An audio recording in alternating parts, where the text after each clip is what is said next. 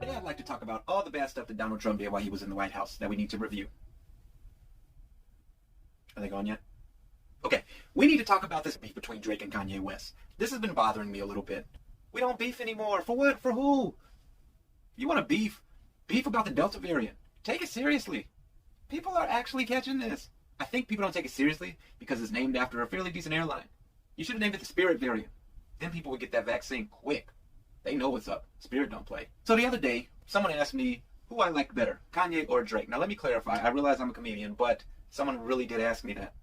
This is not one of those bullshit premises where I'm like, someone asked me after the show, why do you always just do clean comedy? Because no, they didn't. Nobody asked you that. Nobody asked you that. Just say, hey, I do clean comedy. Pay attention to me. I'd like for you all to know that I do that. This makes me different. Otherwise, don't waste my time with your made up bullshit unless you make a special called That Didn't Happen starring you. She asked, who do I like, Kanye or Drake better? And I said, well, I like Kanye better because Kanye always creates the wave. Drake is the best surfer there is. And I felt like that was a great compliment to both of them. To which she replied, you're delusional. To which I thought, okay, wait a minute. Let's all back up for a second. And let's establish some rules here.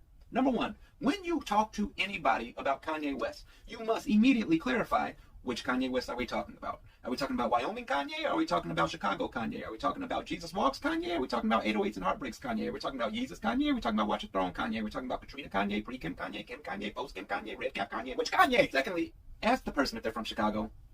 We kind of have some bias related to the location that we were born. I don't know where it comes from. I just know it's in me, and I got it. The Cubs will always be the greatest baseball team. Chicago deep dish pizza is better than New York. Derrick Rose will always be our MVP. Michael Jordan is the greatest basketball player to ever live, over LeBron. Kanye West is a musical genius who just happens to be going through a lot. Maybe one day he'll figure it all out. It's just not today, so let's give him some time and some space so that he can recharge. Whew. Did I say Derrick Rose is our MVP? Because I really mean that. Why are we beefing? Wasn't this supposed to be done with Tupac and Biggie? Have you all forgotten? Am I that old that you forgot? What these rappers are doing today between each other ain't beef. It's steakums, because it's light and fake. This steakum culminated in Drake being so angry that he leaked an unbefore-heard track from Kanye West that was supposed to be on the Donda album featuring none other than Andre 3000. The Andre 3000, we've been waiting for you to bless us with a rap verse for 20 years. Hey, y'all, the love below, speaker box, Andre 3000. And it was so dope. You ever been so pissed off at somebody, you make their life better? That track needed to be on the album. Thank you, Drake. But let's get to your album. What's up with this? What's this cover? Are you that over us? Are you that done trying? I mean, honest to God, I listened to the album, and I love your work. And now you won Artist of the Decade, and you still sound like a tormented young artist. It's okay to be happy sometimes, Drake. You got a jet, bro. How am I going to listen to you live in concert, whine about all these women? Everybody in the audience wants you. And you're complaining about the ones who you had already, and now they don't. And I don't even think they don't. I just think you needed something to make up. You see this picture? Imagine if the caption underneath wasn't grateful. Imagine if the caption was, people on land don't understand me. Gave up the land life and made my sea life rich. Talked to Ursula to her, made Ariel my bitch. That was hot, actually. But in the spirit of competition, I humored her with a bit of an argument. I started by telling her that Kanye West is responsible for 166 albums that he either produced or recorded himself. Drake is not responsible for that much. But Drake started later than Kanye. And Drake didn't have the same path that Kanye did. But Kanye's path led to somebody like Drake being allowed to be different and not being a gangster rap album artist, but just being an emo rap artist. And we still respect him. Before he was with Kim Kardashian, Kanye was worth $50 million.